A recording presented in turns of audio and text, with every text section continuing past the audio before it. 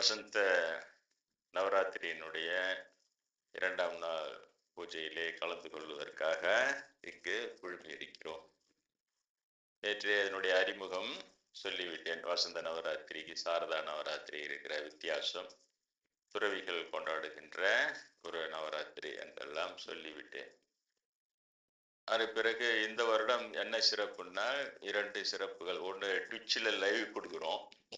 அதனால அதில் இங்கே வர முடியாதவர்கள் சொற்பொழி வரைக்கும் அதில் கேட்டுக்கலாம். பூஜையே லைவ்ல கொடுத்தா அது கொஞ்சம் நல்லா இருக்காது, அதனால அது கொடுக்குறேன். இன்னொன்று என்னன்னா, இந்த அம்மை எனக்கு அருள் செய்த திருவிளையாடல்களை எல்லாம் அதை பிரித்து போட்டு அந்த நாள் எந்த நாள் என்பது நினைவில் வைத்து கொள்ள முடியாத அந்த நாளை எல்லாம் இதிலே ஒரு நாளை அதற்காக ஒதுக்கி அந்த நாளை கொண்டாடுகிறோம்.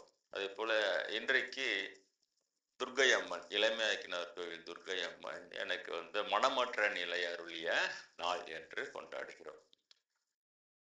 உங்களுக்கு ஏற்கனவே நான் பலமுறை சொல்லி இருக்கிறேன், எப்படி நான் கல்லூரி காலத்திலே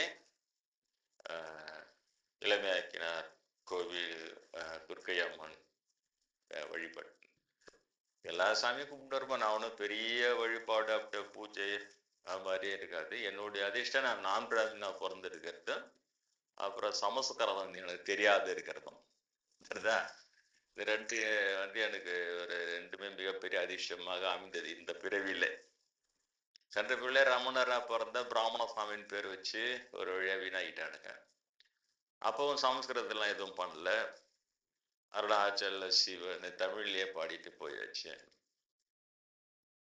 இந்த பிறவிலும் எனக்கு அந்த ஏற்கனவே நான் அண்ணாமலையார் கோயிலை சுத்தும் போது 19 வயசுல ஏற்கனவே உண்ணாமலையம்மன் சொன்னது தான், நீ ரமணராக இருந்தாய், சம்பந்தராக இருந்தாய், ஞானத்தை தேடு, அதனால உனக்கு எளிய ஞானம் வரும் இந்த பிறவில சொன்னது தான். அதனால ஆனா அதை நான் யார்கிட்டையுமே சொன்னதில்லை, நண்பர்களிடமோ வேறு யாரிடமோ, வீட்டுல கூட யார்கிட்டையும் நான் சொன்னதில்லை. ஏன்னா எனக்கே டவுட்ல இருக்குது. அது அவங்களும் பெரிய பெரிய பிறவி ஜோதியில கலந்தாரு, சம்பந்தர்லாம் இருக்கு, நம்மள சம்பந்தராக்கணும் நானே அப்படியெல்லாம் எப்படி சொல்லணும் புரியாத நிலை. அது சாஸ்திரமே தெரியாத தொட்டு எனக்கு அது குழப்படியா இருந்தது. சொன்னாங்க பெரியவங்க, சரி உண்ணாமலை சிலதெல்லாம் நிரூபிச்சு காட்டினாங்க. அது 19 வயசுல எப்படி காதலை நீ கடந்து விட்ட, அதெல்லாம் உனக்கு இல்லைன்னா 19 வயசுல நிரூபிச்சு காட்டினாங்க. அதை கூட உங்களுக்கு வகுப்புல சொல்லி இருக்கிறேன்.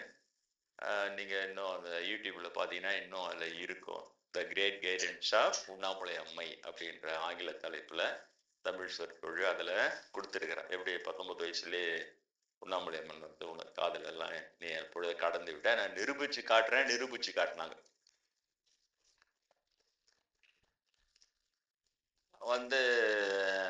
அதை அதுல சொல்லியிருக்கிறேன், விரிவா சொல்லி இருக்கிறேன். ஆனாலும் அதை கூட ரொம்ப பெருசா நான் ஒத்துக்கல. அவங்க நிரூபிச்சே காட்டினா கூட ஒரு பக்கம் ஆவடி சாமிகள் திருமணம் செய்துக்கணும்ன்றாரு, அப்புறம் நம் சாமிகளிடம் சென்று கொண்டு இருந்தேன். அதற்கு பிறகு எனக்கு அந்த 29 வயசு 27 வயசுல ஆவடி சாமிகளும் நீ கடந்துட்ட, நீ கல்யாணம் பண்ணிக்காதன்னு அவர் வாயிலே சொன்னாரு. கல்லூரி கடைசி வருடம் படித்து கொண்டு இருக்கும்போது அப்புறம் குருநாதருடைய வகுப்புல உட்கார்ந்த உடனே அவரும் நீ எப்பொழுதோ திருமணம் எல்லாம் கடந்து விட்டாய், திருமணம் செய்து. ஏன் இதெல்லாம் உங்களுக்கு திரும்ப திரும்ப சொல்றேன்னா, ஆன்மீகம் தான் எல்லாமே. என்ன எல்லாரும் பேசுதான் ஆன்மீகம் தான், ஆனா புத்தகத்துல படிச்சுட்டு சாஸ்திரமா பேசுற ஆன்மீகம் தான் எங்க பார்த்தாலும் சுத்தின்னு வருது. அதுல அவங்களுடைய சொந்த சைக்காலஜி கொஞ்சம் கலந்து, மனோதத்துவமா கலந்து என்னத்துக்கு என்ன குடும்பமா என்ன இது பண்ணா ஒரு சமாதானம் சொல்ற பிரீச்சிங் அந்த மாதிரியே தான் இருக்கு எங்க பார்த்தாலும். இல்லைன்னா ஒரு சின்னதா 1-2 அந்த இதுல சின்ன சின்ன அனுபவங்கள் 1-2 கிடைக்கும், உடனே அதை அவர்கள் சொல்லுகிறார் போல அது இருக்கிறதே தவிர சொந்த அனுபவத்திலே நேரடியாக சொல்ல வேண்டும். அதையும் பலகாலம் ஊறிய பிறகு இல்லையா, 19 வயசுல உண்ணாமலை நிரூபிச்சால நான் உடனே அப்பவே எல்லார்கிட்டையும் கோதலை கடந்துட்டேன் ஆக்கும், ஆனா கல்யாணம் எல்லாம் ஒன்றும் கிடையாது அந்த மாதிரி இல்லாம சொல்லின்னு இருந்தேன். ஒண்ணுமே இல்லை, எனக்கு நிரூபணம் ஆறு வரைக்கும் அவ்வளவு நாள் இருந்தேன். அப்புறம் பிரம்மேந்திரன் சொன்னார், எப்பொழுதே கடந்து வந்து விட்டார். அப்புறம் ஆவடிசாமி தான் நீ கல்யாணம் பண்ணிக்கோ, அவரு கல்யாணம் திருமணம் ஆடுவார், திருமணம் ஆடி அதுல வந்து நான் திருமணம் ஒன்றும் தடையில்லை ஆன்மீகத்துக்குன்னு சொல்லின்னு இருந்தவரே தான் நீ கல்யாணம் பண்ணிக்காதன்னார். அந்த அனுபவத்தெல்லாம் கேட்டுட்டு உனக்கு திருமணம் துன்பமா இருக்கும். இதுல எனக்கு அதிர்ஷ்டம் என்னன்னா அவரு அனுபவத்தோட சொல்றாரு. கல்யாண வாழ்க்கை வாழ்ந்து ரிட்டையர் ஆகி, ரயில்வே வேலை செஞ்சு ரிட்டையர் ஆகி அவங்க மனைவியும் இருக்கிறாங்க. அவர் அனுபவத்துல சொல்றாரு, அந்த திருமண இன்பன்றது ரொம்ப தத்துணுண்டு தான்ப்பா. அது நீ பெரிய இன்பத்துக்கு போயிடுவ, நீ இப்ப இதுகிட்ட வந்தீங்கன்னா உனக்கு இது துன்பமா தெரியும். இந்த காஃபில முன்னாடி நிறைய ஸ்வீட் சாப்பிட்டுட்டு அப்புறம் காஃபி கொடுத்தா நான் கஷ்டப்பாக்குது, சகரையா போடலையான்றோம்ல, ஏன் அதுல தத்துணுண்டு சகரை இனிப்பு, அது கஷ்டமா தெரியும். இது எல்லாம் உங்க அனுபவத்துல சொல்றேன். நான் உங்களுக்கு சொல்லி தருகிற ஆன்மீகம் நீங்க வந்து கடக்கிறீர்களோ இல்லையோ அது இரண்டாம் பட்சம், உங்களுடைய சொந்த விருப்பத்தை பொறுத்தது, சொந்த முயற்சியை பொறுத்தது. ஆனா ஆன்மீகன என்ன, வாட் இஸ் வாட்ன்றாங்கல்ல, சரியாக தெரிந்து கொள்ள வேண்டும். அதை தான் நான் இவ்வளவு தூரம் நான் வந்து சொல்றேன். ஆன்மீகம்னா என்ன, அதை வந்து பலதரப்பட்ட நிலையில இருக்கிறவங்களை போய் சந்தித்து அது இருப்பாங்க. குருநாதரே சொல்றாரு, இந்தியா முழுக்க எடுத்தீங்கன்னா ஒரு 10 பேராவது இருப்பாங்க அவரு நிலையிலேயே இருப்பாங்க அப்படின்ட்டு சொல்லுவார். அந்த நிலை கடந்தவங்களுக்கு எல்லாம் சந்திச்சு வரும்போது அதனுடைய அனுபவம்ன்றது வேறாக இருக்கிறது.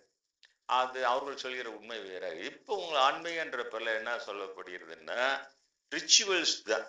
இந்து சமயன்ற பேர்ல இந்த தோஷ நிவர்த்தி, இந்த யாகம் பண்ணிக்கோ, இந்த பரிகார பூஜை பண்ணிக்கோ, அப்புறம் ரொம்ப அசிங்கமா கேவலமா ஒரு பாப்பா சொல்றான்ல, நாடார் பையனை வந்தான், நீங்க பாவம் செய்யதாண்டா பிறந்துக்கிற, இந்த பாவம் செய்யணும்னு சொன்னா இந்த மாதிரி கேவலமா போயிடுச்சு பாரு, அது வரைக்கும் போயிடுச்சு பாரு.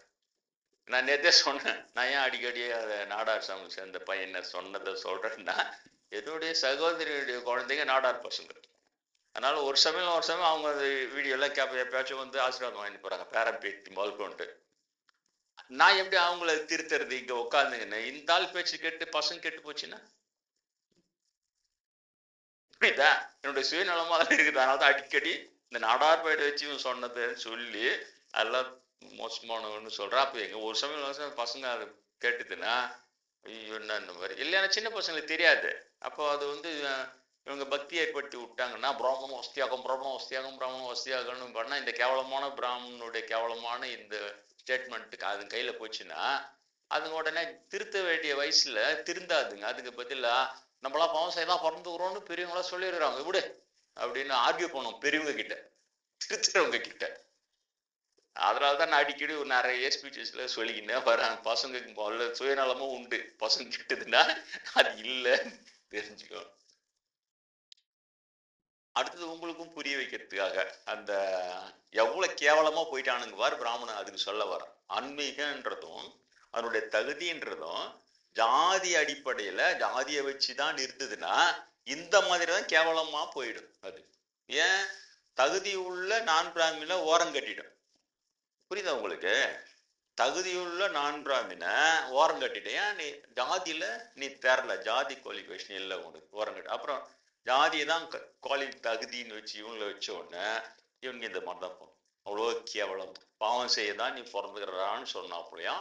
அப்படியே அப்பனா அந்த பாவம் எங்களுக்கு வந்து துணிமணி எடுத்து ஒரு தட்சணை கொடுத்துட்டா நான் உங்க பாவத்தெல்லாம் நாங்க வாங்கிக்குவோம், நாங்க யாரு பிராமணன், அவ்வளோ நல்லவங்களா இவ்வளோ இன்னொருதான் பாவத்தை வாங்குற அளவுக்கா இவனு நல்லவனுங்க, எல்லாருக்குமே தெரியும் அவ்வளவு கேவலமானவனுங்க சொல்லிட்டு அது எப்படி ஏமாத்துறாங்க பாரு. அப்படியே அப்புறம் உங்க பாவம் எப்படி சாமி போனானா நாங்க ரொம்ப எந்தோன்னு நடத்துவோம்டா, அது அதுல போயிடுவோம்ல, இப்ப ஒன்னா ஒண்ணாது.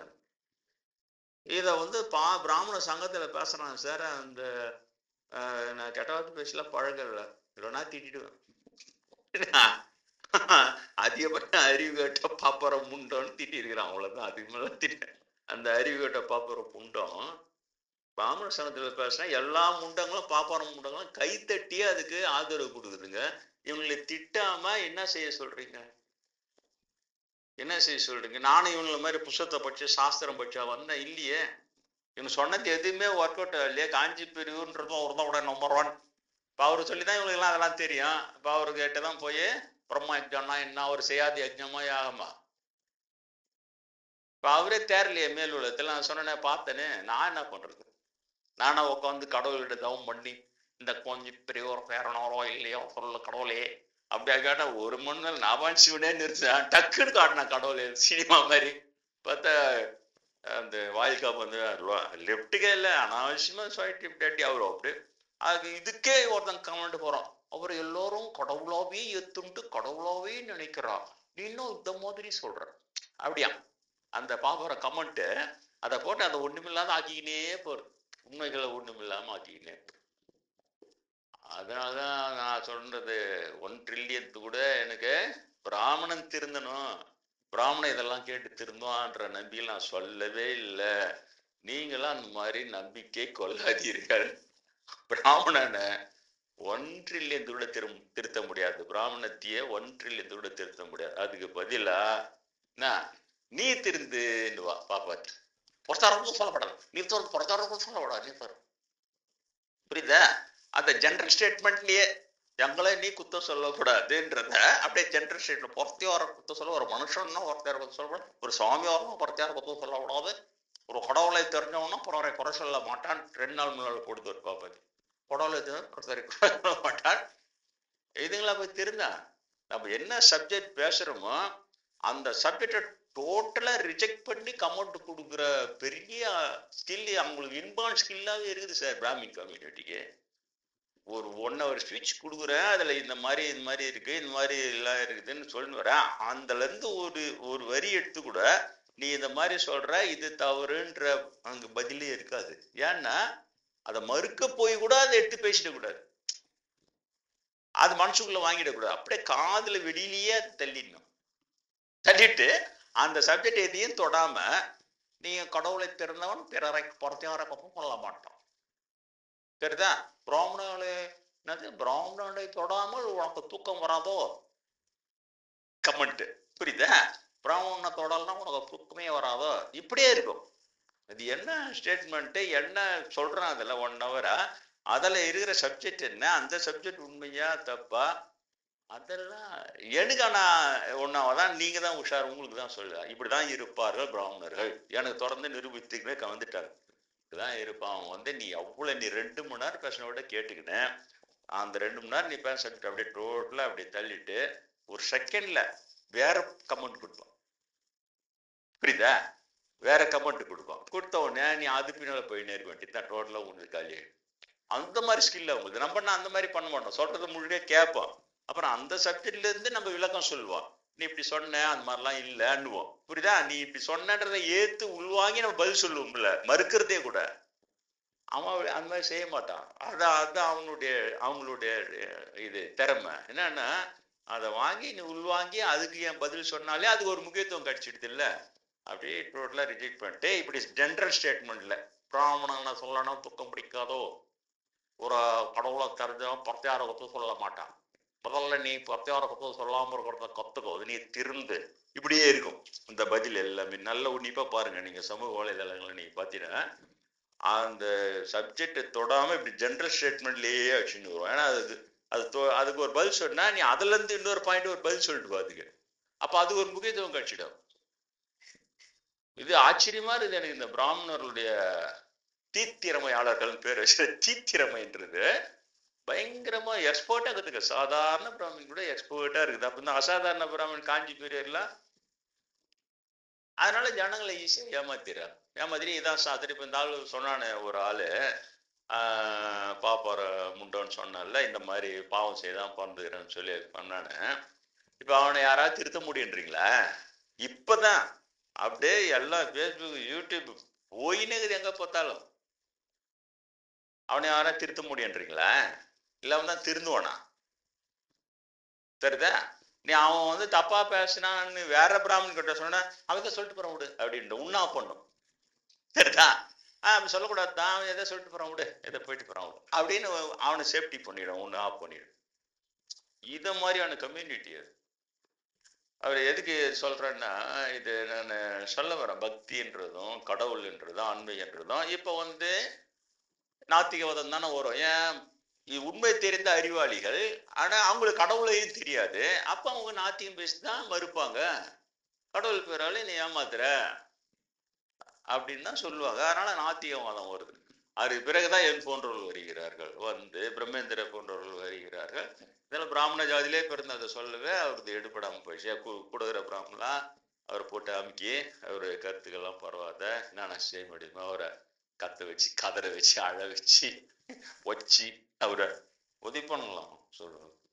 அவர் ரூம்ல தள்ளி உதைப்போனுங்க அப்படின்னு சொல்லி அவ்வளவு மோசமா அது பிராமணரா பிறகுவே அது அதுக்கு. ஆனா என்னோட அதிர்ஷ்டம் என்ன அவரு தேத்தினார் பல வகுப்புல சொல்லிட்டேன். நான் போன உடனே அந்த குரு ஸ்ரீடன் ஒரு இவங்க சொல்ற ஜாதி கேஸ்டா இருக்கிறேன்னா என்னை பார்த்த உடனே நீ வந்தா நோய் நீ வந்தா நீ போயினே இருந்தானு சொல்லியிருக்கணும்.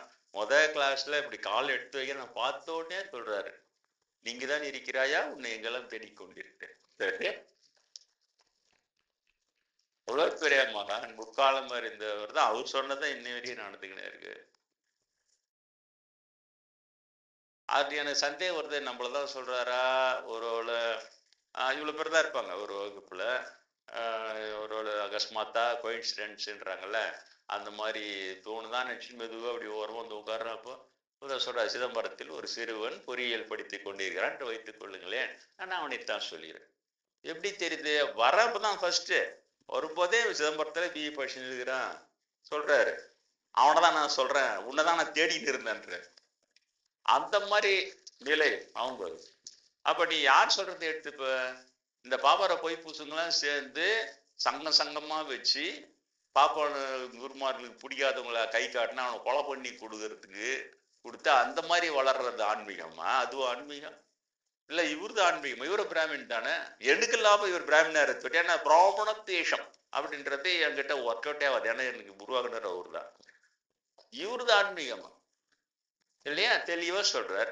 அது ஸ்டேட்மெண்ட் டிக்ளேர் இதுவரை யாரும் ஸ்டேட்மெண்ட் டிக்ளேர் பண்ணாரு. ராமானுஜர் புரட்சி செஞ்சார் எல்லாம் சொல்ல ஓகே. ஆனா யாருக்கும் வருண ஆசிரமம் இல்லைன்னு சொன்னதே கிடையாது. அவர் தான் நம்பர் 1. எடுத்த உடனே வர்ணம் இல்லை, ஆசிரமம் இல்லை, தர்மம் இல்லை, ஒன்றும் இல்லை, மணி நடிகிற கூத்து. காஞ்சிபுரம் இருக்கும்போதே டிக்ளேர் பண்ணி பாடம் நடு. அது அந்த ஒரே தவறு தான். சுத்தியில பிராமணில சேர்த்துருக்க கூடாது அவர். ஆனா பிராக்டிக்கலா முடியல. அந்த அந்த அவரோட இவங்கள வரும்போது நம்ம ஆளுங்க தானே. அவங்க முற்பிறவில எல்லாம் சொல்றாரு, பல பேர்களும் என் கூட வராங்க பக்தர்கள் இவங்க. அதெல்லாம் சொல்லி நல்லா ஸ்டாப் பண்ணிட்டோன்னே அப்புறம் ஒரு ஆள் விடு அந்த இடம் தான் நான் போறேன். போன உடனே எடுத்த உடனே எனக்கு என்ன செக் பாயிண்ட் வைக்கிறாரு, பிராமணம் கூட சேர்றப்பதான் நீ என்கிட்ட வராது, வேற குரூப் பார்த்து போய் டக்குன்னு கட் பண்ணிட்டாரு. என்ன புரியவே இல்லை. நான் அப்புறம் உங்க சொல்றேன் இப்பதான் சாமி சொல்றாரு, நான் சொல்றேன் அடப்போ நல்ல வேலை என்ன காப்பாதுனாரு பிரம்மேந்திர.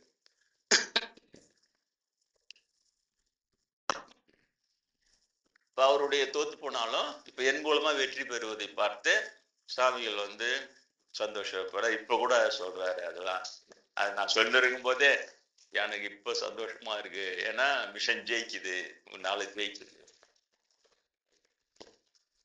இப்ப நீங்க சொல்லுங்க, என்னோட ஒரு பெரிய சீடன் யாரு இருக்க முடியும்? குருவினால் தோற்றுவிட்ட ஒரு மிஷனை ஒரு சீடன் நின்று ஜெயிக்க வைக்கிறான். அப்ப நான் பெருமையா சொல்லிக்கலாமா? இல்லையா? இல்லையா? நான் தாண்டே ஜெயிச்சேன் குரு பார்வையில. எனக்கு அந்த ஒரே கான்சன்ட்ரேஷன் குரு இதுல தேர்னா போதுன்னு இருந்த. அதே மாதிரி 10 வருஷம் ஆயிடுச்சு. 2 வருஷம் கடுமையான பயிற்சி, எலும்பு தோளுமா ஆயிட்டேன். அப்பவும் பாப்பார கமெண்ட் கேட்கணுமா? அப்பவும் நம்மளும் சாமி கிட்ட வந்து தெரியினே போறோம். ஒரு 10 வருஷமா வரான், வேணையா தெரிஞ்சுனே போறான் கமெண்ட். அப்ப மட்டும் லைட்டா சொன்னார், ஊனினை உருக்கி உள்ளொளி பெருக்கி அந்த நிலையில இருக்கிறார் அவரு. அதனால ஊன் உருகுது, அதை பார்த்து நீ வேணையில தேஞ்சு போறேன், இந்த கலர்ல கமெண்ட்ல அடிக்கூடாதுன்னு சொல்லுவார். அது மட்டும் லைட்டா சொல்லிட்டு ரொம்ப எனக்கு வந்து என் கால் உலற மாதிரி தான் அடிப்பாங்க. அது வந்து பொருட்படுத்தாது. நானா போய் நிறைய இன்ட்ரோடியூஸ் பண்ணுவார் அவரு. நீங்க நினைக்கிற மாதிரி இல்லை. அவரு கடவுள் என்னிடம் அனுப்பியிருக்கிறான், எனக்கு சிலதெல்லாம் அவருக்கு சொல்லித்தரணும்னு சொல்லிட்டு அவர் அதனால என்னிடம் வந்திருக்கிறார். அவரு நான் சொல்லித்தர வேண்டியது நான் சொல்லி தந்த பிறகு அவர் என்னை விட்டு பிரித்து அவர் சென்று, நீங்க ஒன்றும் கவலையே போடுவோம்னா உங்களை யாரையும் அவர் எதுவுமே டிஸ்டர்ப் பண்ண மாட்டாருங்க. உங்களை யாரையும் அவங்க அந்த அந்த இதுல அப்படியே அவங்க சொத்துலாம் அந்த நன்கொடையெல்லாம் சுட்டி போனோம், போனோம், நான் தான் சாமிக்கு நெக்ஸ்ட் சீடன் வந்து உட்காந்து போனோம். இந்த பயம்லாம் உங்களுக்கு அவர் எதையும் தொட மாட்டாருன்னு அவர் லைட்டாக சொல்லியிருக்கிறார் அப்பவே. எதையும் தொட மாட்டான், அவன் போயிடுதான். ஆனா அவனும் ஒன்னு சொன்னாரு, அவனுக்கென்றே தனியாகவே ஆயிரக்கணக்கான பக்தர்கள் இருக்கிறார்கள், அவங்கள நோக்கி போயிடுவாரு, அவங்க அவங்க கிட்ட வந்துருவாங்க.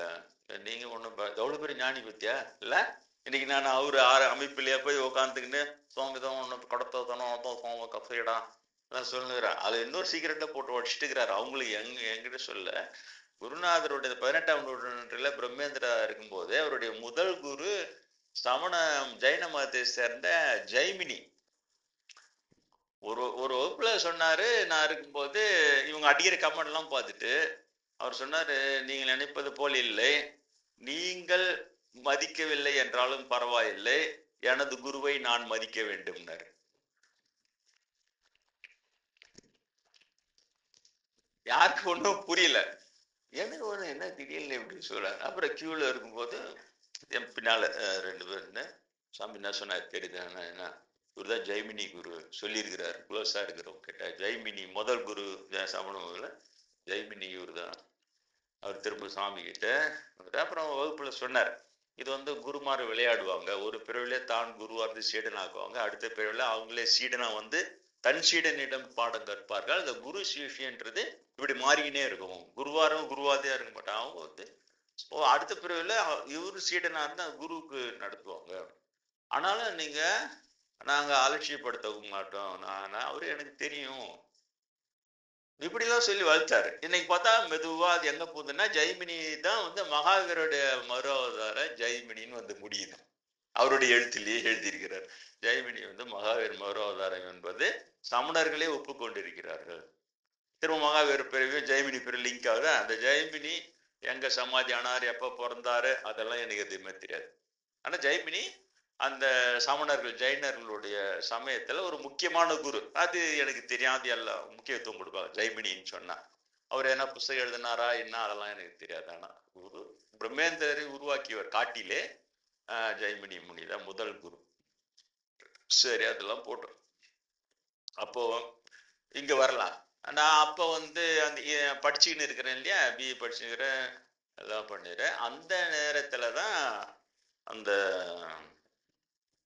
இது காஞ்சிபுரிய தேரலன்றது சொல்லிட்டேன் உங்களுக்கு இல்லையா, சரியாச்சு மேல எல்லாம் ஓகே. இந்த நான் காலேஜ் படிச்சுன்னு இருக்கும்போது நான் தங்கியிருக்கிற இடம் வந்து இளமேகனர் கோயில் தாண்டி தான் சிதம்பரம் நடராஜர் கோயிலுக்கே போனோம், அதை தாண்டி தான் அண்ணாமலை யூனிவர்சிட்டி போய் ஆகணும். அப்போ வந்து நடராஜர் கோயிலும் சுற்றுவோம், அப்புறம் இளமேகனர் கோயில் எப்பயாச்சும் போய் எல்லாம் சுற்றுவோம். அப்போதான் இந்த இலங்கை தமிழர்கள் படுகொலை நடந்தது. பிளாக் ஜூலை 83ன்னு அந்த காலத்தில் ரொம்ப பிரபல்யம். 83ல 1983ல ஜூலை மாதம் ரொம்ப படுகொலை பண்ணாங்க தமிழர்கள். அங்கே தமிழனை தலைகீழ கட்டி தொங்க விட்டு தலையை வெட்டிட்டு கறி கடையில் இங்கே தமிழன் கறி கிடைக்கும்னு போடி எழுதி வச்சு தொங்க விட்டு கொடூரம் பாரு, எப்படி அப்படியே ஓப்பனாகவே அரங்கேற்றம் பண்ணுறது. அந்த ஃபோட்டோலாம் டிஸ்பிளே பண்ணுவாங்க இவங்க, இந்த எல்டிடி குரூப் சிதம்பரத்தில் எல்லாம் டிஸ்பிளே பண்ணேன். அதை ஒரு வாட்டி போய் பார்த்தேன். அப்புறம் பத்திரிகையிலையும் எல்லாம் செய்தி, பத்திரிகையில் மெஸ்ஸில் காலையில் சாப்பிடும்போது அந்த பத்திரிகை படிக்க படிக்க கண்ணில் தண்ணி ஊற்றுது, என்னடா இது சொல்லிட்டு, இவ்வளோ கொடூரம் நடக்குது, இவ்வளோ இது இருக்குது சொல்லிட்டு. அப்போ குருநாதர்கிட்ட போயின்னு இருக்கிறேன். அப்போதான் கொஞ்சம் நாளா போகிறேன், லீவில் செமஸ்டர் லீவு போகும்போதெல்லாம் அவர் அட்டன் பண்ணேன். அவர் இந்த அளவுக்கு சொல்கிறாரு, உன்னை தான் எதிர்பார்த்து கொண்டிருக்கேன் சொல்லிட்டு, நீங்கள் தான் இருக்கிறாயா, உன்னை எல்லாம் தேடி கொண்டிருந்தேன். அப்புறம் அதையும் சொன்னேன். இப்போ சமீபத்தில் அதே ஸ்டேட்மெண்ட்டு திருமுட்டம் வராக சுவாமியை சொன்னார், உன்னை எங்கெல்லாம் தேடிட்டு இருந்த இங்கேயா இருக்கிறேன்ற. அது எப்படி குருமாரெல்லாம் அவ்வளோ பேர் இங்கே திருமுட்ட வராக சாமி எந்த பிறல அவருக்கு நான் சீடா இருந்தேன், அவர் ஏன் என்னை தேடின்னு இருந்தாரு, ஏன் என்னை பார்த்தோன்னா அவ்வளோ சந்தோஷப்பட்டாரு, இன்ன வரைக்கும் நிற்கிற பிரம்மேந்திர சந்தப்பட்டு தெரியுது. ஏன்னா சீடனை தேடி இருந்தாரு. நான் இப்போ கூட பிரம்மேந்திரருக்கு நான் எந்த பிறல சீடனா இருந்தேன்றது தெரியல.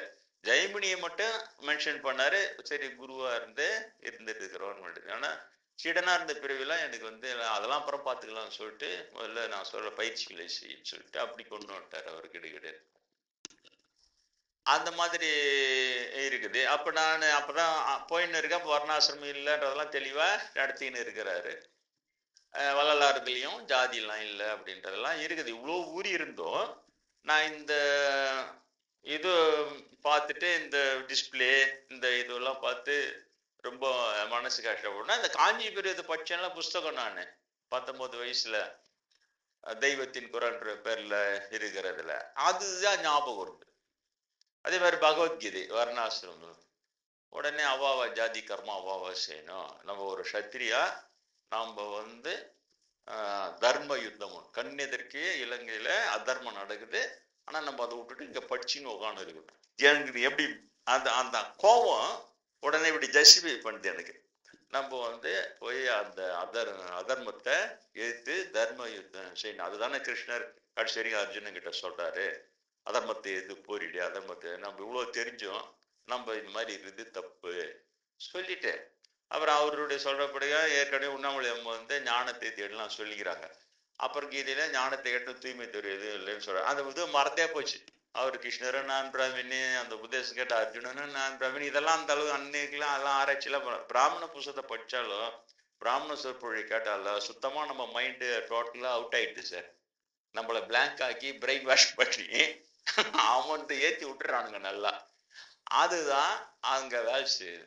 அப்ப நான் உடனே அந்த செமஸ்டர் எக்ஸாம் முடிச்சுட்டு அப்புறம் நான் என்ன சொல்லிட்டேன், நம்ம கூட படிக்கிற அன்பர்கள்லாம் நான் அடுத்த செமஸ்டர் வரமாட்டேன், என்ன இந்த மாதிரி சத்திரியா பிறந்தா தர்ம யுத்தம் பண்ணணும், நான் போயிட்டு இலங்கையில போய் சண்டை போட போறேன் தமிழர்களுக்காக, இவ்வளோ அநியாயம் நடக்குது, அதை பார்த்து நாளைக்கு சும்மா இருக்க முடியல, நான் போயிட்டு வீட்டுக்கு போயிட்டு ஆவடி சாமி வீட்டுலாம் போய் ஆசீர்வாதம் வாங்கிக்கினேன். நான் சீரியஸா இது பண்ணி ரொம்ப திங்ஸ்லாம் இருக்காது என்கிட்ட, அதெல்லாம் எடுத்துக்கினேன். அப்புறம் எல்லாம் சோகமாயிட்டாங்க. என்னுடைய நண்பர்கள் எல்லாம் என்ன சொல்றீங்க இல்லை இதான் சரி, ஆன்மீகம் வெறும் பேசுறதோட நிற்க கூடாது, செயல்படுத்தணும். சத்திரியனா போய் அந்த தர்ம யுத்தம் பண்ணி வீரமரணான்ட்டு அடுத்த பிறகுல நான் பிராமணனா போறப்ப அப்போதான் ஞானமும் வரும். எப்படி பத்தியா அந்த அளவுக்கு நம்மள மாங்காமடையன் ஆக்கிடுது சார் இவங்க. ஒரு காஞ்சி புஸ்தக விளக்கமும் மீதி எல்லாம் அதெல்லாம் படிச்சாங்க. உங்களுக்கு புரியா ஏன் லெப்ட் லெப்ட்னு அடிச்சுக்கிறேன், இவங்கள்தான் படிக்காதீங்க, அவங்க சொல்றதெல்லாம் கேட்காதீங்கன்ட்டு. அப்புறம் ஏன் இந்த நாடார் பையன் இப்படி சொன்னானே பார்த்து நான் இது வரையும் ஒரு 50 வகுப்புல சொல்லிட்டு இருப்பேன். ஏன் சொல்றேன்னா அவ்வளவு பயம் எனக்கு இருக்குது. ஏன்னா இவங்களது எக்கு தப்பா மைண்டில் ஏறிடுச்சுன்னு சொன்னா அது ஸ்ட்ராங் ஆயிடுது. ஸ்ட்ராங் ஆயிட்டோம்னா அதுக்கப்புறம் அது திருத்தறதுக்குள்ள போதுன்னு ஆயிடுது. அந்த நானே எது அவஸ்தைப்பட்டேன்னு இந்த அளவுக்கு. அப்புறம் போறேன் அந்த சாமியில போய் ஆவடி சாமியெல்லாம் போய் பார்த்துட்டு அப்புறம் வீட்டுல அப்பா அம்மா காலமாயிட்டாங்க, அம்மா இல்லை, தம்பிக்கு எல்லாம் சொல்லிட்டு நான் இந்த மாதிரி போய் சண்டை போட போறேன், படிக்கல நானு அப்படின்னு சொல்லிட்டு அப்புறம் அவரை போய் பார்ப்பேன் செமஸ்டர் இதில். அப்புறம் அவரை போய் பார்த்து அவனுக்கு வேலைலாம் பண்ணிட்டு இந்த மாதிரி சாமி நான் போய் இலங்கையில இவ்வளோ இதே நாங்கள் போய் சண்டை போடுவோம். அவர் 72 வயசு அவரு சொல்லியிருக்கேன் இல்லையா, என்னோட தாத்தாவுடைய நண்பர் அவரு. எங்க தாத்தாலாம் வயசா இருக்கும்போது இவங்களாம் இளைஞர்கள். அப்ப இவங்க எல்லாமே பெரம்பூர் ரயில்வே இதுல ஒர்க் பண்ணியிருந்தவங்க. அந்த பஜனை போட்டின்னே பேரா இவங்க ஆவடியில இருந்து அந்த ட்ரெயின் பெரம்பூருக்கு வரையும் அப்பெல்லாம் ஸ்லோவாக தான் போகும் வண்டி, ஒரு 40 நிமிஷம் ஆகும். நான் படிக்கும் போதே கூட அந்த அவ்வளோ டைம் ஆகும். அந்த டயத்துல இவங்க அந்த போட்டியில இவங்க ராமநாம பஜனை பண்ணிட்டு போவாங்களாம். ஈவினிங் வேலை முடிஞ்சு வரும்போது தான் அதனால பஜனை போட்டின்னே பேரா. இதுல எங்க தாத்தா தான் அது இப்போ லீடிங்கா இருப்பார் போகுது அதுல. அதனால என்ன சொல்லுவாங்க, தாத்தா பெரிய மகான்பா அப்படின்னா சொல்லுவாரு. அவர் 72 வயசு. அவர்கிட்ட சொன்ன உடனே அவரு அந்த வயசு என்னடா நீ அப்படின்னு சொல்லிட்டு சொல்றாரு. என்ன சாமி நான் சொல்றது என்ன, காஞ்சி பேர் இந்த மாதிரி எழுதியிருக்கிறாரு, படிக்கும் போது இதுதானே கரெக்டு, தர்ம யுத்தம் பண்ணி செத்துட்டேன்னா வீர மரணான்ச்சா பிராமணனா பொறுப்பேன். எவ்வளவு நம்பிக்கை பாரு எனக்கு அதுல. அப்போதான் சொன்னார் காஞ்சி பெரியவர் அவ்வளோ ஆவடி வந்தார் ஒரு வாட்டி, அவ்வளோ கும்பல். அப்போ நான் யங்ஸ்டரு நானு, அந்த கும்பல சரியா என்னை அடையாளம் கண்டுபிடிச்சு கூப்பிட்டாரு.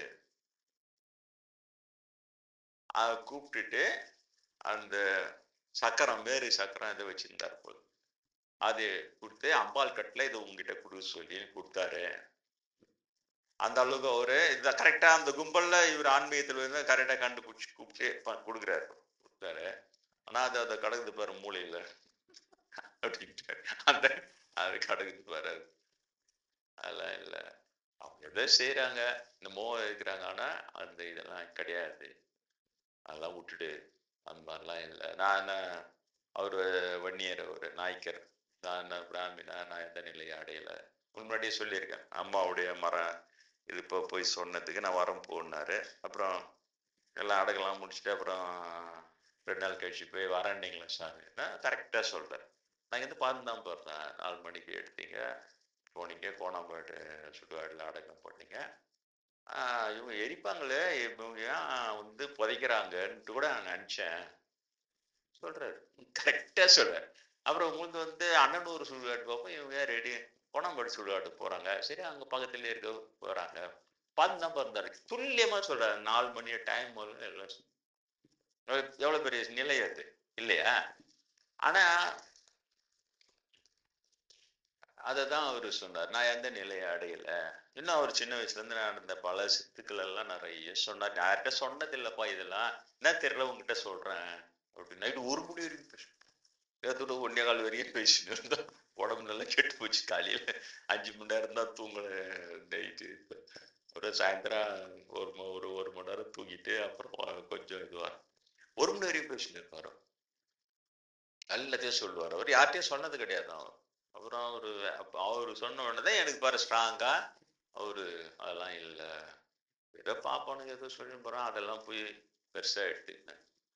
அதெல்லாம் விடு, உங்க கடமை இப்ப நீ படிக்கிறது, படிப்புல மட்டும் கான்சன்ட்ரேட் பண்ணு, படி, நல்லா படிச்சு வா, அப்புறம் மீதியெல்லாம் அப்புறம் பார்த்து, இதெல்லாம் விட்டுடு, அதெல்லாம் கிடையாது அப்படி சொன்னா. உங்களுக்கு ஏற்கனவே சொல்லிக்கிறேன், அவருடைய குரு வந்து திருவள்ளத்துல இருந்த மௌன குரு தட்சிணாமூர்த்தி சாமிகள், கோணி கட்டி சாமிகள் பேர், கோணி தான் கட்டின்னு இருப்பாரு. அவர் வண்ணார் சமூகத்தை சேர்ந்தவர். அவருக்கு துர்க்கை வந்து நேரடியா அவருக்கு அருள் செய்த உடனே அவரு கல்யாணம் ஆனவர் தான். வீட்டுக்கே போகாம அப்படியே அங்கேயே தங்கிட்டார் அந்த கோயில. எல்லாம் உங்களுக்கு சொல்லியிருக்கிறேன். அவரு பிரபல்யம், அவரு ஆவடி சாமிகள் கூட அவ்வளவு பிரபலம் இல்லை, அவரு திருவள்ளம் சாமிகள் ரொம்ப அவருடைய முதல் சீடர் இவரு. அதையும் சொன்னார் அவரு, இவரே தான் சொன்னார். முதல்ல அவரை போய் பாக்குறாரு, பார்த்த உடனே 10 வருஷமா மௌனமா இருந்தாராம், அதனாலதான் அவர் மௌன சாமி பேரா. முதல்ல ஆவடி சாமி பேரை பார்த்த உடனே மௌனம் கழிச்சு பேசினாராம். டேய் என்னடா இவ்வளவு நாள் ஏன்டா வரல, உட்காத காத்திருந்தேன். அங்கேயும் பாரு, குரு சீடனை பார்த்த உடனே உட்காதான் காத்திருந்தா. குருங்க வந்து சீடனை தேடுறாங்க, அவங்க வருவானா, வந்த உடனே மௌனத்தை கழிச்சு அப்புறம் தான் பேசுறாரு. அந்த மாதிரியான உறவுகள் குரு ஸ்ரீடன் உறவுன்றது. அவரும் வண்ணார் சமூகம், இவர் வந்து வன்னியர் சமூகம். வண்ணார் சமூகத்துல ஒரு குரு, வன்னியர் சமூகம் ஸ்ரீடர். எங்கடா வந்தது ஜாதி கேட்டாரு என்ன, எங்கப்பா வந்தது, நீ ஏன் பண்ணப்ப ஏன் பண்ண அதான் புதுசெல்லாம் படிக்கிற கேட்டார். என்னத்துக்கு அதெல்லாம் படிச்சுங்கிற, நீ காலேஜ் முடிச்சுட்டு நான் உனக்கு சொல்லித்தரேன் எல்லாம் அப்படிதான் சொன்னாரா. என்னடா இது சாமி, என்கிட்ட ஒரு நல்ல பழக்கம், பெரியவங்க சொன்னா அதை எடுத்துக்கிற ஒரு நல்ல பழக்கம் என்கிட்ட. அப்பவுமே சின்ன வயசுல இருந்த நல்லா வச்சு வாழ்த்துக்கிறாங்க போது, சொல்ற பச்சு கேட்பா, சொல்ற பச்சு கேட்டேன். அதனால அது ஒரு நல்ல பழக்கம் இருந்தது. அப்புறம் சரி சாமி நீங்க சொன்ன, அப்போ ஒரு டெல் ஆயிட்டேன் நான், ஏன் தர்ம யுத்தம் பண்ண முடியாம போயிடுச்சு. அதனால சாமி சொல்றாரு, அப்போ சரியா தான் சொல்லிட்டு அப்புறமா ஒரு 2 நாள்லயே பிரம்மேந்திரோடைய வகுப்பு மயிலாப்பூர்ல அது நடத்துது. அப்புறம் அதுல போய் கலந்தனோன்னா குருநாதரும் அவரு ரொம்ப வருத்தப்படாரு. குருநாதர், என்கிட்ட இவ்வளோ பாடம் கேட்டோம், நீ வந்து வர்ணாசிரமம் பேஸ் பண்ண முடிவுதான்னு எடுக்கிற, சத்திரியனா பிறந்துட்டோம், விரதம் மரணம் அடையணும், அப்போ பிராமணா பிறந்தாதான்னு இவ்வளோ பாடம் கேட்டு அதை தாண்டி அது வேலை செய்யுது இல்லை அப்படி சொன்னார். அப்பதான் அவர் அந்த பெரிய ஸ்டேட்மெண்ட் ஒன்று கொடுத்தார். இப்படித்தான் வர்ணாசிரம தர்மம் என்பது நான் பிராமின் சமூகத்திலே ஆன்மீக ஆர்வம் உள்ளவர்கள் ஆன்ம சாதகம் செய்யும் பொழுது அவர்களுடைய ஆன்மீக ஆர்வத்தை முளையிலேயே கிள்ளி எரிந்து விட்டு உன் ஜாதி கடமையை செய்ப்போ என்று அவர்களை திசை திருப்பி விட்டு விடுகிறது. நான் சொல்ல சார், பிரம்மேந்திரர் என்னை பார்த்து என்ன அந்த நிலையில போய் உட்கார்றேன் இந்த மாதிரின்னு, அப்பதான் இப்படித்தான். ஏன் இப்ப நான் வர்ணாசிரமத்தை கண்டிக்கிறேன்னு தெரியுதா? நீ வந்து ஆன்மீகத்துக்கு தகுதியானவன், நீ தேரக்கூடியவன். ஆனா அது என்ன பண்ணுது, உன்னை மெதுவா அதெல்லாம் விட்டுடு, நீ போய் சத்திரியா, நீ போய் சண்டை போடு, அந்த சாவு, அப்ப பிராமணனா பிறந்தாதான் உனக்குன்ட்டு திசை திருப்பி வித்தியா உன்னைய. அது இவ்வளவு நாள் என்கிட்ட பாடம் கேட்டோம். அப்ப சொன்னாரு, எனக்கு ஆச்சரியமா இருந்தது. அப்போ வந்து ஏன் நம்ம இந்த முடிவு, அப்ப நீ வந்து என்கிட்ட வந்தோம் அந்த முடிவு எடுக்கிற, இதோடைய காரணம் என்னன்னா, என்னிடம் வருவதற்கு முன்னமேயே நீ அதையெல்லாம் படிச்சு உள்ள இறக்கின, அதனால நான் இவ்வளவு பாடம் சொல்லியே உன்னால அதை எடுத்து போட முடியல, அதை பேஸ் பண்ண முடிவு எடுத்துன்னு வர. எவ்வளவு பெரிய மகான் பத்தியா, எவ்வளவு பெரிய ஞானி பத்தியா, அவருக்காண்டி சொல்லலைன்னா எனக்கு எப்படி தெரியும்? ஏன்ப்பா அவர் அவ்வளவு பிரைஸ் பண்ற, புரியுதா உங்களுக்கு? அவ்வளோ கிரேட்டா அவரும் அதை இது பண்றாரு, இவரும் அதெல்லாம் இல்லை. திரும்ப நான் சாப்பிட்றதான் அவரு ஒரு யுக்தி சொன்னார் பிரம்மேந்திரர். சரி, நீ வந்து அதை படிச்சுட்ட, ஏன்னா அது கொஞ்ச நாள் நாள் இல்லை, ரொம்ப வருஷமா படிச்சுட்டவன். இவர் காஞ்சி பெரியவர் தான். அப்புறம் அது சார்ந்த புஸ்தகம் எல்லாமே ஆன்மீக புஸ்தகன்ற பேர்ல எல்லாம் பாப்பம் தானே எழுதுறான். எங்கேயுமே உடச்சதே கிடையாது. அதை பேஸ் பண்ணியே தானே நானும் படிக்கிறேன், எல்லாம் அது உள்வாங்கினேங்கிறான். அதுக்கப்புறம் வளர்லாறு படிச்சா கூட அது வேலை செய்யல பாரு, இது எடுத்து போடல பாரு. அதைதான் அவர் சொன்னார், ஒரு நாள் எடுத்து போட முடியல. அந்த first impression is the best இம்ப்ரெஷன்றாங்கல்ல, அதை இறங்குறது தான் ஆழ இறங்கிடுது நம்மளுக்கு. அதனால்தான் அதுக்கும் ஒரு புண்ணியம் வேணும் அப்படிலாம் சொல்றது. நான் அதுக்கும் ஒரு புண்ணியம் எடுக்கும் போதே ஜாதி எல்லாம் எல்லாதெல்லாம் பொய்ன்ற இது இறங்கிடுச்சுன்னா அது வேலை செய்யாது நம்ம கிட்ட. அதனாலதான் பாப்பா ஏன் அவசரமா சுறுசுறுன்னு எங்க பார்த்தாலும் பரப்புறான், புரியுது அந்த பொய்யெல்லாம்.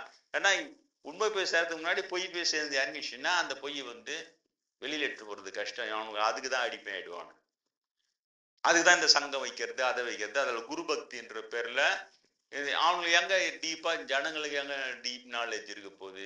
குருட்டினை போக்கும் குருவினை கொல்ல, குருட்டினை போக்கா குருவினை கொள்ள. இவங்கெல்லாம் குருட்டினை போக்காத குரு, ஆனா இவங்களை போய் குருன்னு ஏத்துனுக்குறோம். அப்படிலாம் அவங்களுக்கு எங்க புரிய போகுது? குரு குரு சொன்னதை நீ திருப்பி பேசக்கூடாது, அப்படியே போய் லெஃப்ட் ரைட்டை போட எல்லாம் போனேன், அவனை போய் அடிச்சுட்டு அவனை போய் கொலை பண்ணிட்டான் அப்படின்னா அது அப்படியே சின்சியரா செய்யறது. இவங்க அப்படியே பெரிய குரு பக்தி இருக்கிற.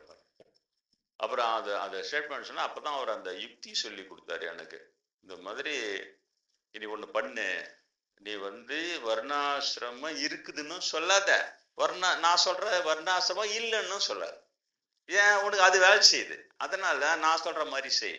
வர்ணாசிரமம் இருக்குதுன்னு சொல்லாத, அந்த படிச்சுட்டு தொட்டு நான் சொல்ற வர்ணாசிரமம் இல்லைன்றதான் நீ சொல்லாத, ரெண்டுத்துல நடுவுல நில்லுன்னாரு. நியூட்ரல்ல நிக்கிற பயிற்சி கொடுத்தாரு சார் பிரம்மேந்திரை. இப்படி ஒரு மகான் எங்க கிடைப்பாங்க? எனக்கு கிடைச்சாரு. என்ன இப்படி சொல்லி உனக்கு வந்து மீதி போல கோபமா இல்லை எதனா சொல்லிவிடுவாங்க எல்லாம் போனோம், அதெல்லாம் அப்படி சொல்லலை. நான் சொல்ற பயிற்சி செய், நீ வந்து இருக்குதுன்னு சொல்லாத. அப்ப இருக்குதுன்ற இது முடிவை தானே பேஸ் பண்ணி தானே நான் வந்து இந்த முடிவெல்லாம் எடுக்கிறேன். அதனால இருக்குதுன்னு சொல்லாது. நான் சொல்றேன் இல்லைன்னு சொல்லாது, அதையும் சொல்லாது. ஏன்னா உனக்கு அது ஊறிடவே இது வாழ்க்கையில அதை பேஸ் பண்ணி முடிவு எடுக்கிறேன். ரெண்டுத்தையும் ஒதுக்கிடு, நியூட்ரல்ல நில்லு, நடுவுல நில்லு.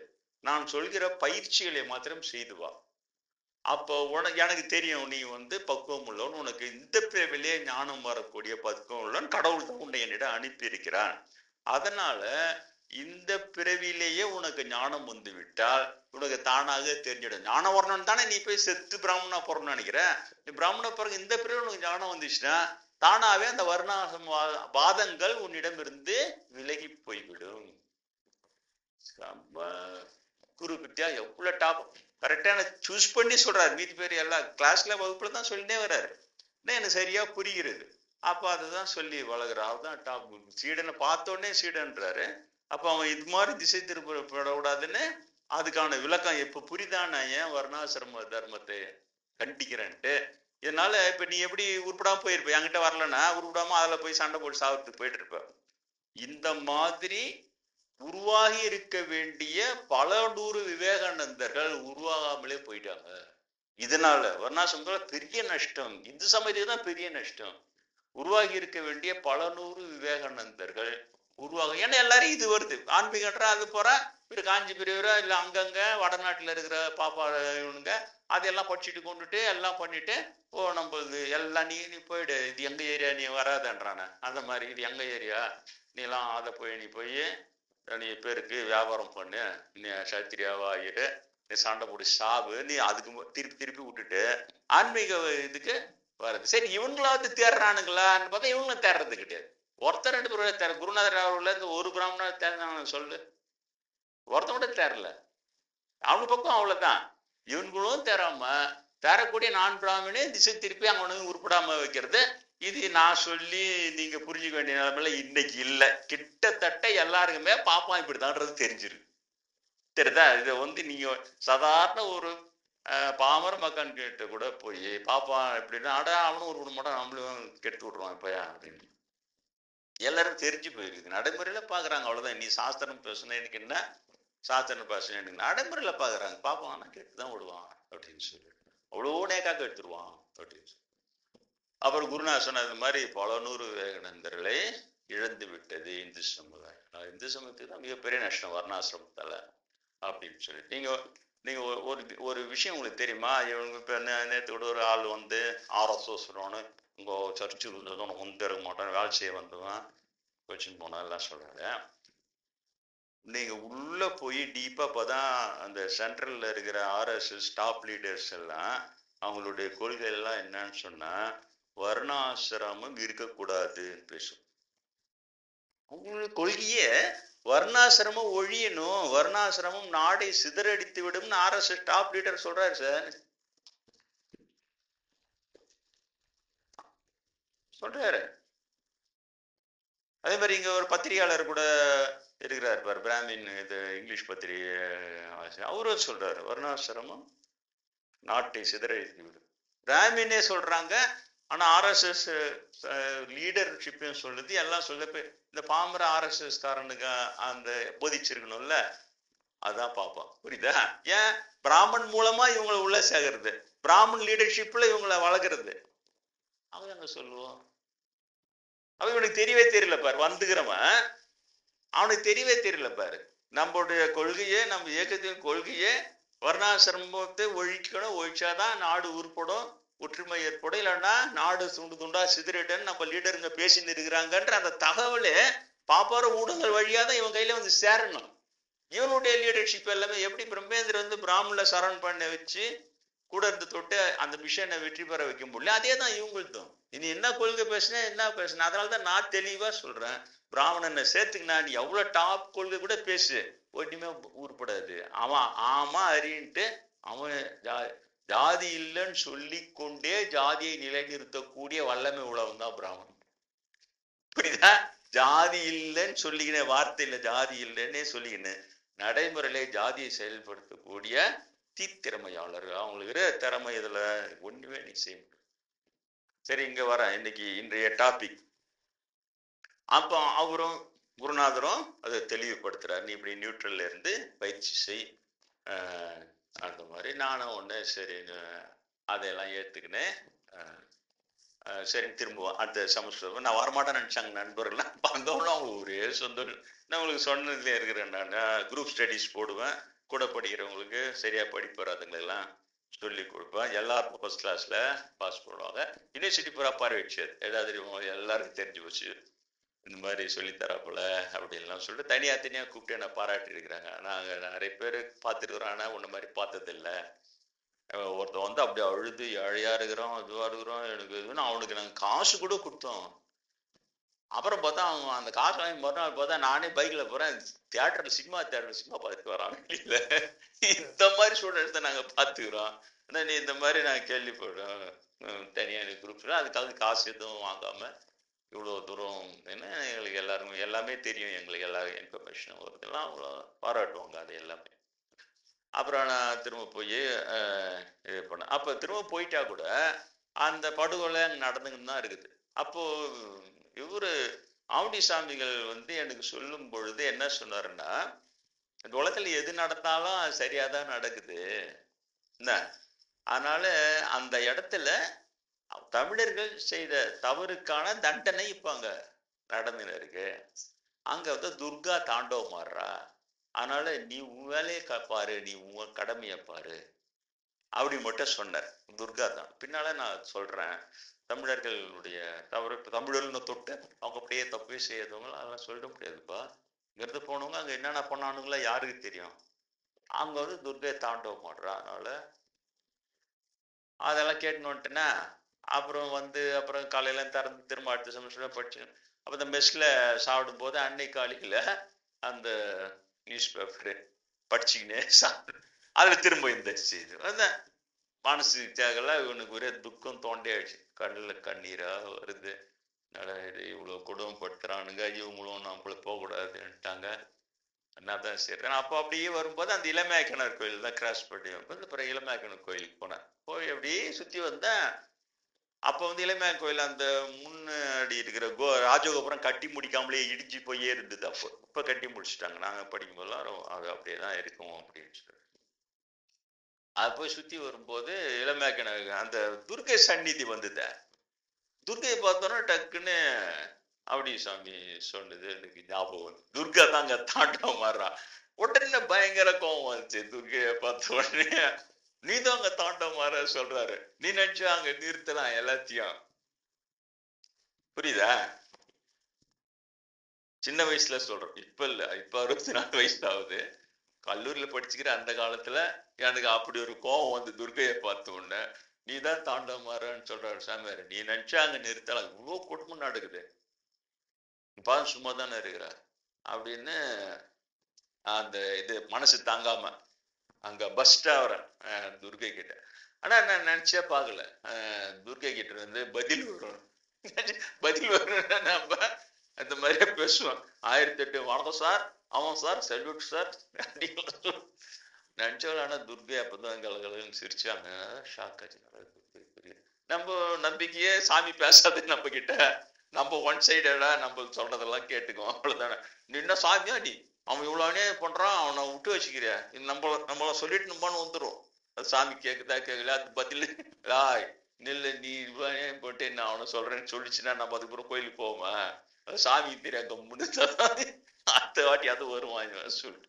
ஆனா நான் சொன்னோன்னு துர்கை கலகல உடனே சொன்னாங்க, இந்த உலகத்திற்கே தாய் நான், என்னை விட உனக்கு கருணை அதிகமாயிடுச்சா?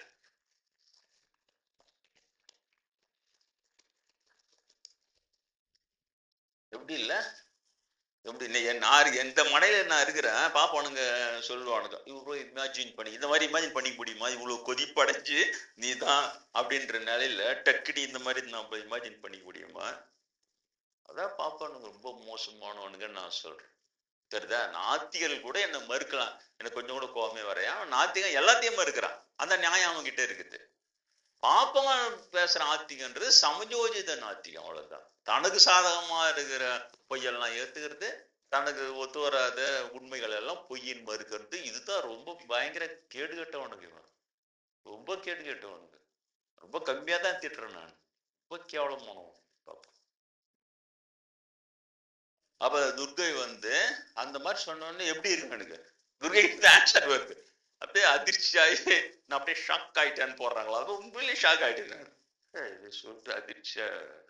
அப்பதான் துர்கை இன்னொரு விளையாட்டு விளையாடு. ஏன்னா வெறும் வார்த்தையிலேயே பேசிட்டு தான் அதுல என்ன இருக்குது? அவங்க கடவுள், நம்ம மனிதர்கள். அவங்க அதனால துர்கை தேவி இன்னொரு காரியம் பண்ணான். என்னன்னா மனசை அப்படியே தூக்கி அஷ்டா சார் என்னுடைய மனசை. உங்களால நம்ப முடியுமா?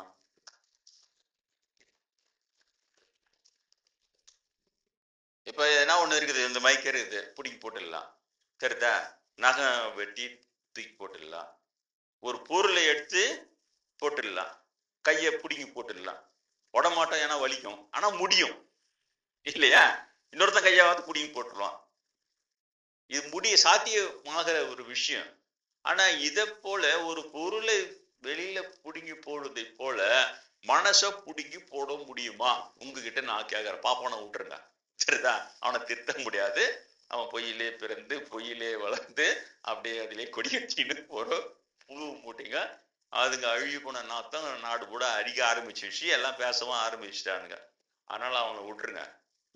நான் உங்களை கேட்கிறேன், இந்த மாதிரி ஒரு பொருளை எடுத்து போடுவதை போல மனதை தனியாக எடுத்து புடுங்கி போட முடியுமா? நீங்க உங்ககிட்ட யாருக்கும் ஆர்கியூ பண்ணா நீங்க கேளுங்க, உன்னால முடியுமான்னு அவனுக்கு கேளு. இவ்வளவு வாய் கிழிய உன்னால முடியுமா? மனதை எடுத்து வெளில போட முடியும். என்னாலையும் முடியாது சொல்லுங்க. என்னாலையும் மனது. ஆனா ஒருத்தர் இருக்கிறாரு, அவர் தான் தாசு சாமி. சொல்லு. ஒரு அவர் ஒன்னா ஸ்பெஷல், அவர் என்ன இது ஒன்ன தூக்கி கொடுத்த ஒண்ணும் இல்ல, குறி சொல்வது இல்லைன்னு போர்டே போட்டோம். யார குறி கேட்ட போறாங்கன்னு சொல்லிட்டு. ஆனா என்னதான் ஸ்பெஷல்னா இதுதான் ஸ்பெஷல், அனுபவம் தான் ஸ்பெஷல். அந்த மனதை வந்து ஒரு பொருள் போல புட்டிக்கு போட்டா சார் துர்கா, அப்படியே இது உள்ள அப்படியே காலி ஆயிடுச்சு. உங்களால நம்ப முடியுமா? காலி ஆயிடுச்சு. பொண்ணு உள்ள உட்காந்து இருந்தது, அப்படியே காலி ஆயிடுச்சு. அதுதான் எனக்கு ஆகிடுச்சு. துர்கை பேசணும்னு இந்த ஸ்டேட்மெண்ட் என்ன ஷாக் பண்ணிச்சு, ஷாக் ஆக்கிடுச்சு. உலகத்திற்கே தாய்னான் என்னை விட உனக்கு கருணை அதிகமானு கேட்டது, அது ஒரு ஷாக் ட்ரீட்மெண்ட். அடுத்த செகண்ட் அந்த மனசை பிடிங்கி போட்டேன் சார் வெளியில. ஆச்சரியமா இருக்குது.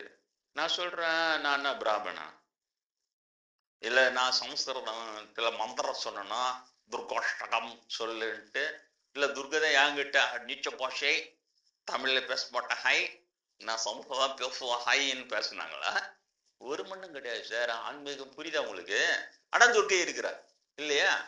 பாப்பானுக்கு என்னன்னா, நீ ஜாதியை ஏத்துக்கோ, சமஸ்கிருதம் ஏத்துக்கோ, அப்படி இல்லைன்னா நீ நாஸ்திக, அப்படி கடவுளை ஏத்துக்காதவன், இப்படி கொண்டு வரானுங்க அந்த பார்முலாவை. அப்ப வந்து கடவுளை தெரியாதவங்க முடிச்சிடுவாங்க. ஏன்னா உடனே நீ வந்து பிரம்மஹத்தி ஆயிடும், உனக்கு வந்து பிராமண தோஷம் விட்டுரும், உனக்கு அதோ வந்துடும் அதோ வந்துடும், கடக்கு சாபம் விட்டுறது. விட்டுன்னு அது பயந்துன்னு பாப்பான மக்கள் கம்முன்னு இருக்குது. என்கிட்ட நடக்குமா அது? தெரியுதான்? அப்ப அது அவங்களுக்கு சாபமாகுது. இந்த நிலையில இருக்கிறவங்களை போய் இதை மாதிரிலாம் சொன்னோம்னா அவங்களுக்கு பயங்கரமா ரிஃப்ளெக்ட் ஆகி அது அவங்களுக்கு தனியா காட்டின்னு தான் இருக்குது. அது தனி இனிமேலாம் காட்டின்னு தான் இருக்கும். ஒழிக்கும் பெரியவங்கள சொல்லிட்டாங்க, அதெல்லாம் ஒழிச்சிடுவாங்க பெரியவங்க, இவங்களுக்கு பண்ற அநியாயம். ஏன்னா இந்த நிலையில இருக்கிறவங்கள போய் நாயை பேன் திட்டுறது இதெல்லாம். சரி இங்க வருவோம், அதை தனியா பிடிங்கி போடு, காலியா இருக்கு. ஒன்றும் புரியல. அப்போ அதிர்ச்சா, என்னோட அதிர்ச்சி அடிச்சு. அப்பதான் துர்கை என்னோட நிலம் பார்த்து சிரிச்சிட்டு, அப்பதான் நான் கேட்கவே இல்லை. அப்பதான் அவங்க அந்த ஒரு வரமாவே அதை கொடுத்தாங்க. ஒருவனுக்காக இந்த உலகையே ஆட்டி படை.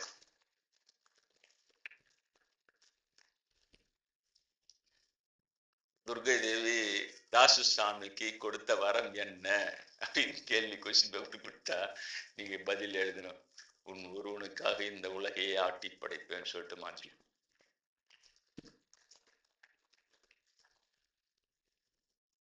அது வந்து இன்ப அதிர்ச்சி, இது இந்த அதிர்ச்சி அனுபவ அதிர்ச்சி.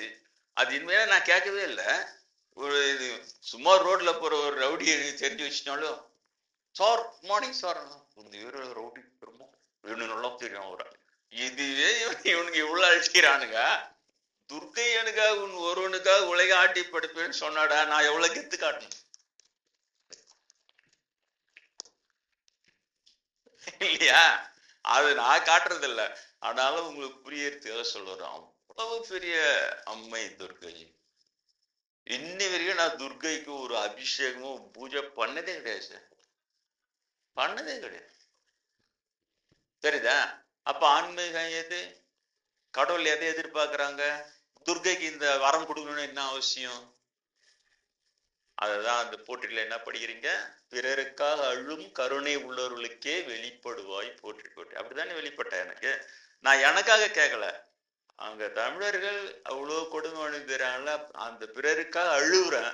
அழுத உடனே அந்த கருணைக்கு தான் துர்கை வெளிப்படுவாளே தவிர, இவங்க சொல்ற ராத்திரில சுடுகாட்டுல போய் ஒரு சக்கரம் போட்டுக்கோ, ஒரு சுவாகா போட்ட மந்திரம் போட்டு, ஒரு யோகம் போட்டு யோகம் போல அவட துர்கா மந்திரம் சொல்ல என்ன எதையாவது பண்ணின்னு போட்டான், எனக்கு என்ன வந்தது? ஆனா துர்கை எங்க வெளிப்படுறான்னு பார்த்தா என்ன மாதிரி பாமரனுக்கு தான் வந்து வெளிப்படுறா. ஏன்னா அவளுக்கு பிடிச்சது இதுதான், உள்ளம், நல்ல உள்ளமே கடவுளே. நான் இதெல்லாம் எதிர்பார்க்கவே இல்லை. நான் எதிர்பார்க்காம சரியால் இறங்கி பேசி ஒரு பெரிய அனுபவத்தையும் கொடுத்து கூடவே ஒரு வரமும் கொடுத்து டக்குன்னு மாஞ்சிட்டான்னா அவளோட பெரிய தாய் யாரு இருக்கிறா? கரெக்டா தானே சொல்லிடுறாங்க, இந்த உலகத்திற்கே தாய். நானு வெறும் டைலாக் பேசிட்டு போல, துர்கை மனம் தனியா பிடிங்கி மனமற்ற நிலையை எனக்கு அருள் செஞ்சு, அப்புறம் தான் புத்தகத்தெல்லாம் படிக்கிறேன். மனமற்ற நிலைன்னு ஒண்ணு இருக்குது ஆன்மீகத்துல, ஞானியர்களுக்கு அந்த நிலை இருக்கும், அப்புறம் தான் படிக்கிறேன். அதை சர்வசாதாரணமா எந்த எஃபெக்டையும் நான் எது பெரிய தவமே பண்ணல. அந்த பிறர் படும் துன்பத்துக்காக அழுத போய் அப்படியே கொடுத்து அந்த நிலையை தூக்கி அடிச்சுட்டு போயிட்டா சார். அவ எவ்வளவு பெரிய கடவுள், எப்படி கொண்டாடணும் நம்ம? அவ்வளவு பெரிய விஷயம் அது ஆன்மீகன்ற. புரியுதா உங்களுக்கு ஆன்மீகன்றது?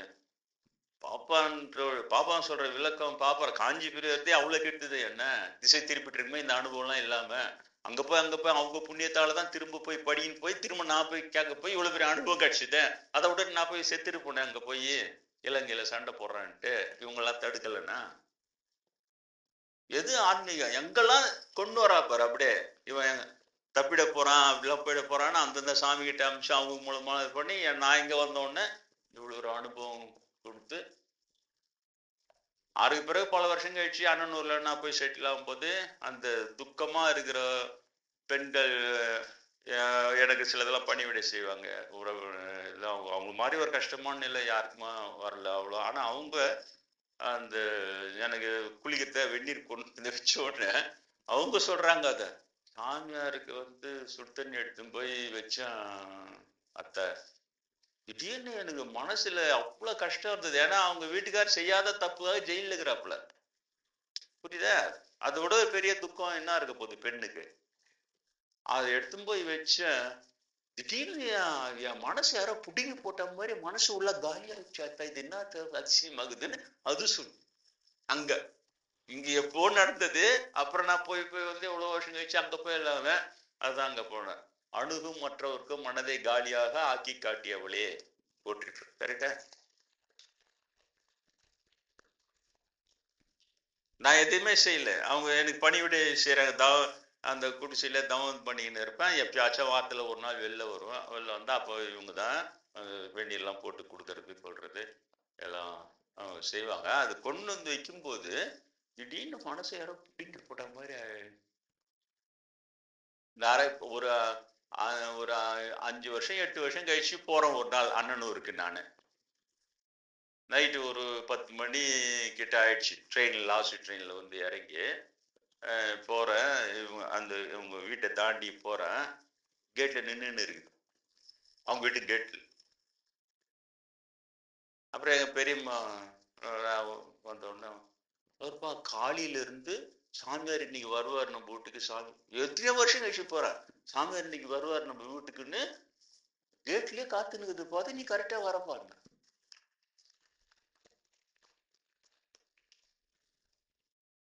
அந்த மாதிரி அணுகிறதுன்னா இப்படி எப்படி இல்லை, பிச்சு உதறது. எனக்கு ஆச்சுங்க அப்படி. ஆமாப்பா காலையில இருந்து புலம்பினே இருக்குது.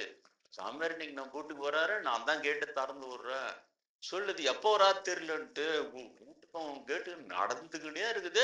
நைட்டு இவ்வளவு நேரம் ஆயிடுச்சு, இதுக்கப்புறம் எங்கெல்லாம் வரப்போற, நீ படுன்னு. இல்ல வருவாருன்ட்டு நின்று நீ கரெக்டா வர. தெரியுதா? அதனால இது சொல்ல வரேன்டா, ஆன்மீகன்றது இதுதான். அதனால இந்த வசந்த நவராத்திரியில நான் 2ஆம் நாள் இது என்னைக்கு நடந்ததுன்னு நான் குறிச்சு வைக்கல அந்த அருட்சியல். அதனால அந்த நாள் கண்டுபிடிக்காத இதுவெல்லாம் அந்த ஒரு நாள் இப்படி பூஜையா வச்சு அது அந்த நாளாக நாம் கொண்டாடணும். என்ன கொண்டாட வேண்டிய விஷயம் இது. கொண்டாடுறதுக்காக நான் இன்றைய நாளை தாசு சுவாமிகளுக்கு துர்க்கை அம்மை மனமற்ற நிலை அருளிய நாள்னு அதை கொண்டாட கலந்து கொண்ட உங்கள் அனைவருக்கும் துர்க்கையினுடைய ஆசீர்வாதம் உங்கள் அனைவருக்கும் கிடைக்கும்.